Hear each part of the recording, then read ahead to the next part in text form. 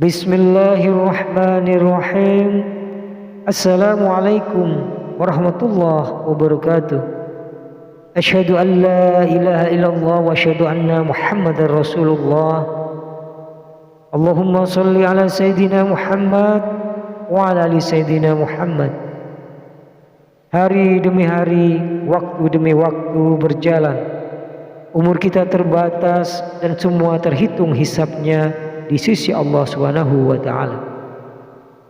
Umur kita sejak kita dilahirkan sampai akan meninggal dunia semua sudah ditentukan oleh Allah Subhanahu wa taala. Di antaranya rezeki. Malah rezeki itu salah satu rahasia Allah Subhanahu wa taala. Dan Allah Subhanahu wa taala sendiri yang mengatur rezeki manusia.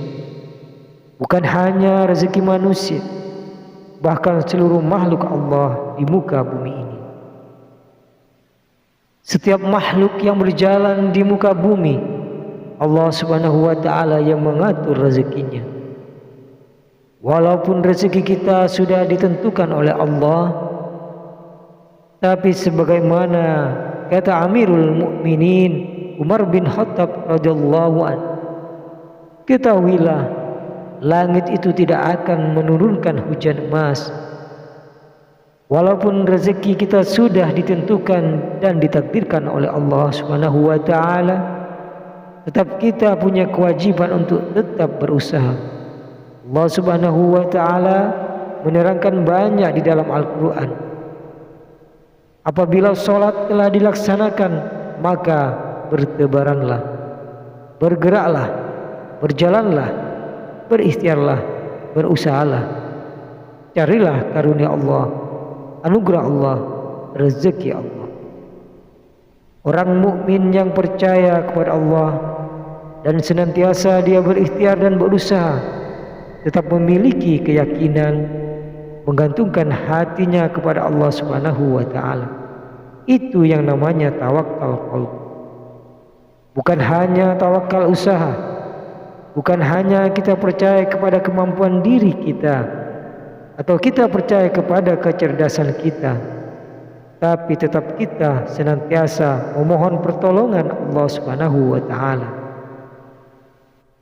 Dan segala amalan itu tergantung niat. Innamal a'malu binniyat wa innama likulli amrin ma nawa.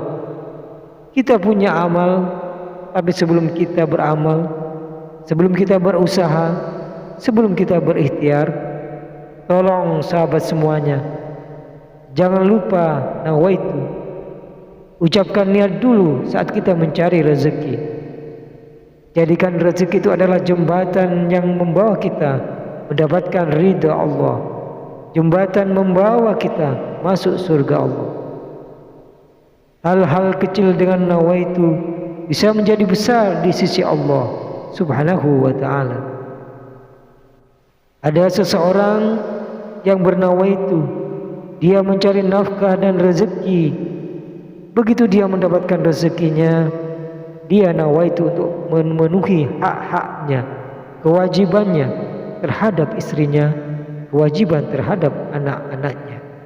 Sampai Rasulullah bersabda, sampai seorang suami menyuapi istrinya diberikan pahala sedekah. Coba bayangkan, berarti nawaitu sangat berarti.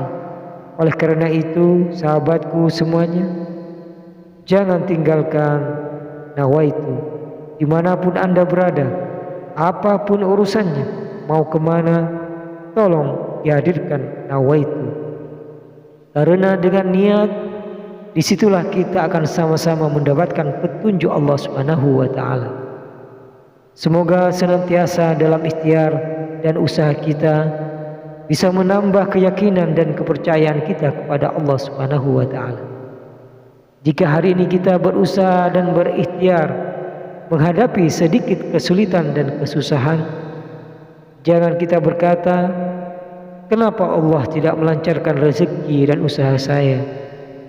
Tapi harus bertanya kepada diri kita, apa salah saya? Apakah kekurangan saya? Barangkali kalau kita muhasabah diri, oh Ternyata hari ini saya merasa susah rezeki karena ketiduran sholat subuh tadi. Saya merasa malam ini tidak lancar rezeki karena saya lupa baca Al-Quran. Saya hari ini merasa tidak baik karena saya ketinggalan sholat malam. Inilah muhasabah diri. Al-Imam Muhammad Ibnu Sirin pernah dia mencela orang, mencaci maki orang. Itu orang miskin. Orang itu tersinggung. Kata Al-Imam Muhammad Ibnu Sirin, saya menunggu ucapan saya ini, menunggu akibatnya, menunggu balasannya 40 tahun. Coba bayangkan, hanya satu ucapan dia takuti, dia pikirkan, apalagi perbuatan. Sahabatku, berapa banyak perbuatan kita yang salah, berapa banyak kita melanggar aturan Allah, berapa kali kita menjauhkan diri dari perintah Allah. Padahal kita semua hafal firman Allah yang seperti ini, barang siapa bertakwa kepada Allah, niscaya dia akan membukakan jalan keluar baginya dari segala kesusahan, dari segala kesempitan. Quran surat At-Talaq ayat 2. Berarti kalau kita berdoa, kita berikhtiar, kita berusaha, tapi masih menghadapi kesusahan dan kesulitan, pasti ada sesuatu yang tertinggal. Salah satu amalan di samping ikhtiar dan usaha kita adalah zikrullah, terutama istighfar. Karena termasuk istighfar adalah salah satu kunci mendatangkan rezeki. Sebaik-baiknya beristighfar itu sepanjang waktu, pagi, siang, sore, malam. Naik motor, jalan kaki, naik bis, mau kemana-mana, tidak keberatan kita membasahi lidah kita dengan istighfar. Malah ada seorang sahabat Rasulullah SAW bertanya, "Ya Rasulullah, berikan kepadaku amalan yang menjanjikan aku masuk surga." Rasul menjawab, "Basahi lidahmu dengan zikir kepada Allah." Sahabat semuanya, kunci rezeki adalah zikrullah, diantaranya istighfar. Allah Subhanahu wa ta'ala menjaminkan dalam Al-Quran di surat Nuh, "Faqultu astaghfiru rabbakum innahu kana ghaffara." Apa manfaatnya istighfar? Niscaya dia akan menurunkan hujan yang lebat dari langit kepadamu, dan dia memperbanyak harta dan anak-anakmu, dan mengadakan kebun-kebun untukmu, dan mengadakan sungai-sungai untukmu. Dengan istighfar terjamin keturunan. Dengan istighfar dapat kemudahan rezeki. Dengan istighfar kelancaran usaha didapat. Dengan istighfar kesembuhan dari segala penyakit. Dengan istighfar kemudahan dan kemuliaan yang kita dapat. Kalau memang ingin ditambah rezekinya, kalau belum sempat haji, kita ingin berhaji. Kalau kita sudah haji, ingin Allah menambah kita bisa berhaji lagi. La in zakartum azidannakum. Jadilah hamba yang bersyukur. Karenanya nikmat Allah tidak bisa terhitung. Nikmat Allah begitu banyak di setiap waktu dan setiap saat, lahir dan batin. Dan jika kamu menghitung nikmat Allah, niscaya kamu tidak akan mampu menghitungnya. Oleh karena itu, janganlah Anda menjadi orang-orang yang kufur nikmat, tapi jadilah senantiasa yang mensyukuri nikmat. Insya Allah dengan mensyukuri nikmat dan sabar menghadapi ujian dan cobaan, kita bisa menjadi hamba yang diridhoi Allah. Kalau Allah sudah ridho kepada kita, insya Allah segala amal ibadah kita akan diterima, dan segala usaha dan ikhtiar kita akan dipermudah oleh Allah Subhanahu wa ta'ala. Sahabat dan pemirsa YouTube yang dirahmati Allah, yang terakhir tidak boleh kita lupa berdoa.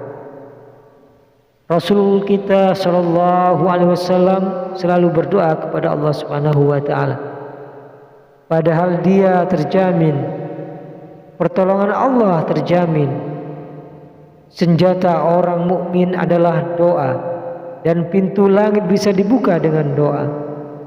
Dan doa itu kapan saja dan bisa sampai kepada Allah tanpa waktu dan tanpa batas. Selama kita masih berdoa kepada Allah, selama kita masih memohon kepada Allah, Allah akan senantiasa mendengar doa kita. Ihdinas siratal mustaqim. Assalamualaikum warahmatullahi wabarakatuh.